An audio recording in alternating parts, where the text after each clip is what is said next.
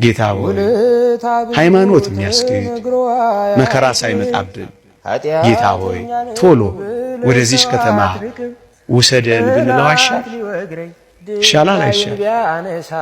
አዎ የሚያስጨንቅ መከራ መጥቶ አንተን ሳንክድህ ጌታ ሆይ ናና ውሰደን ብንለው አይሻል?